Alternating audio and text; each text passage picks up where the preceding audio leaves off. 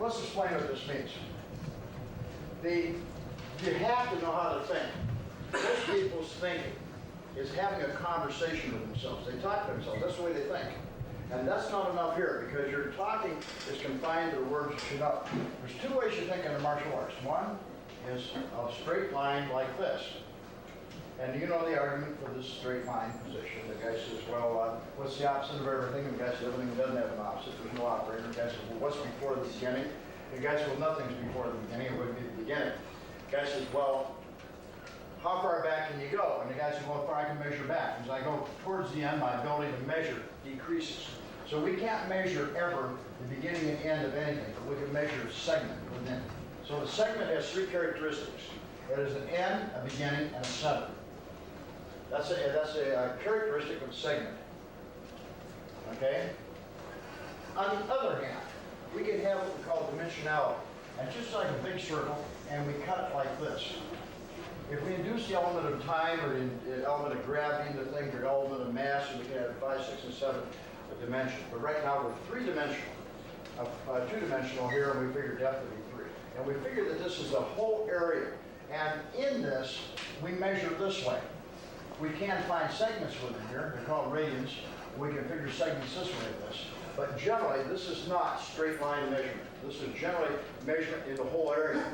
So when anybody speaks of karate, and they speak of 4 things, what they really mean is just taking this great big broad area and cut it up.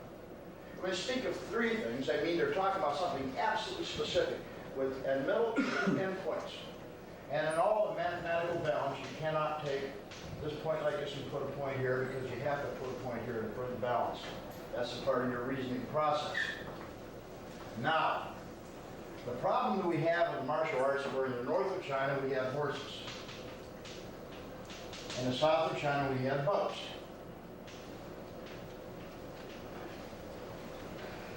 And this stuff went down to, migrated to a place called Shuri in Okinawa.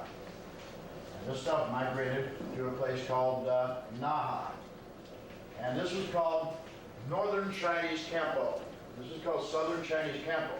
The horses were jumping around and handling swords, and the people rode the boats using their hands like this.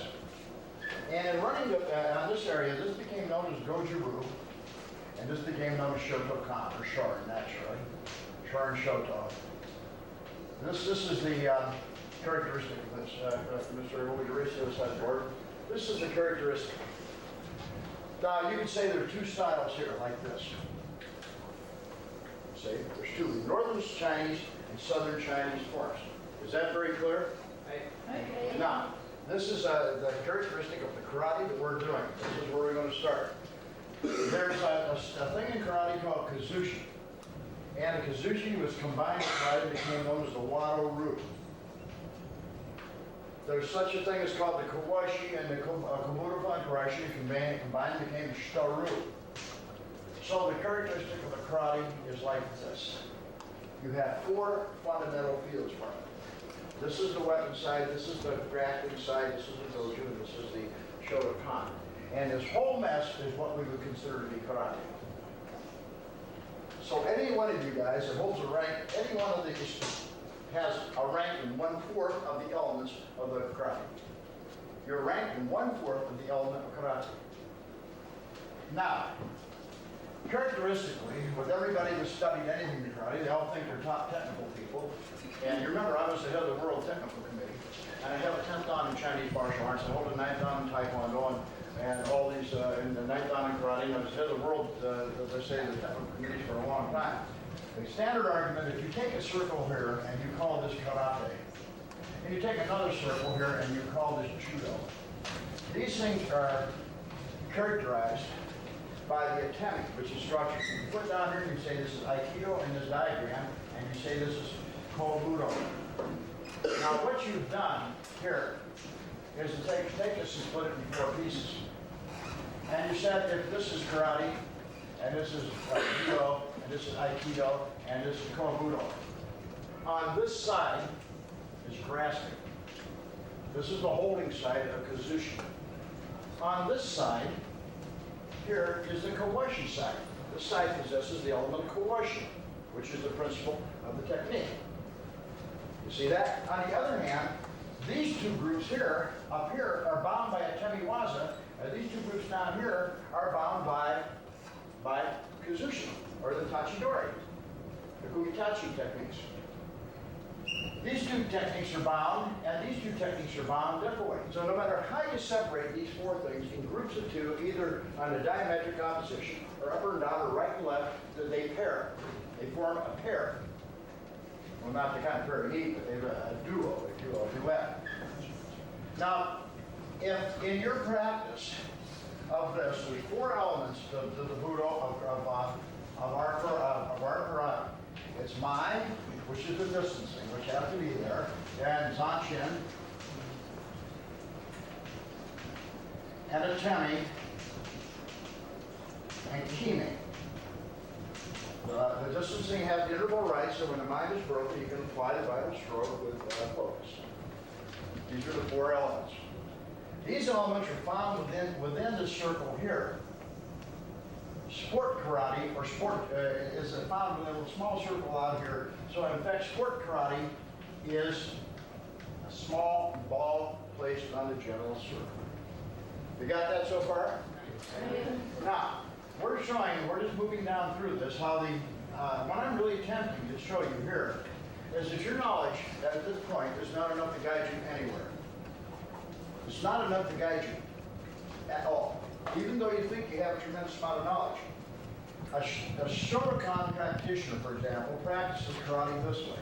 But let's take away from the Shotokan. Let's say that we're a Wadaru practitioner, and we're going to come in. We want to be with a Kazushi and the grafting technique. So the Wadaru practitioner begins practicing like this. And he takes his study, comes this way. Maybe he might say, you guys, your 10th cue is here, and maybe your first degree black belt, third, second, third, fourth, fifth, sixth, seventh, eighth, ninth, 10th. That's the way he would structure his black belt. And since there's four levels of the interpretation of kata, which is the salient points, and the second is the self-defense, I just shortcut those, and the other is the counters to those. And the other is what they call katamate or kenka, which is killing techniques. Those levels in this area come right about like this. See, they come right about through here. 1, 2, 3, 4. See, this is very close to the judo part. On the other hand, if you came in from the other techniques, like the shitaru, you're coming in this way. And if you're a Shotokan, you're coming in this way.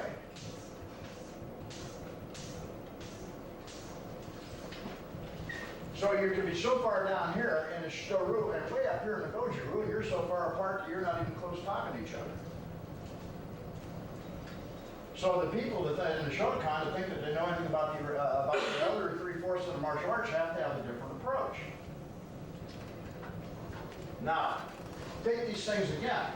The common theory that I've held, and I've been able to lecture on successfully for the last all over the world for that period of time, that this is what kumite people do that are practicing because they're street-minded and they stop out about here in the sports section and expand this. But for us, for everybody else, you start this way. And you move around like this. Instead of quantifying your grade levels like this, you're quantifying this way. Visiting all the disciplines in turn. This is called circle and point. This is called linearity.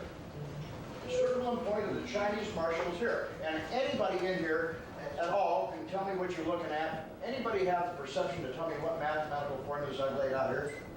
This is Gestaltist philosophy. You've heard of Gestalt. This is Dr. Gestalt's mathematical philosophy. So when you start here, we move from here and we move around. And every time you come back into the circle, if you have 4 winds of 4 squares like this, you're always at one, going to another. You're always coming around where you're going to be where you were 2 times ago, all the time, and every time you're of a different mind because your abilities increase. This is mathematical philosophy. This is the way the martial arts are set up. And this is the way people think. And this is the way the Chinese martial arts are set up, and this is the way that we follow the line. Your particular training is stuck out here, unfortunately, if you're a competitive athlete. If you're in your dawn grades come like this, But the circle and point of this is the way the martial arts are related. And this is the way the structure is, and this is called circle and point. And this is the principle under which you began your martial arts. Okay, now, once more, you got to know how to think in this. The major person, this is a sort of a you might say, a metaphysics. Because, you know, real science has a hypothesis and a criteria and an experiment that's measurable and duplicatable. That's the real science. So this isn't science. This is conjectural in the sense that you perceive and you think you see it. And the other sense of it is it's very subjective, that kind of an element. So there was a guy a long time ago that started the idea of psychological philosophy applied to metaphysics. And everybody knows who that is, don't they? Rene Descartes, when he says, I think, therefore I am. And he had actually said there's a balanced thing here, there's a deductive reasoning. He said it's very important. And this is an alpha. But he balanced deductive reasoning with something else over here. He put 3 points of study for metaphysics.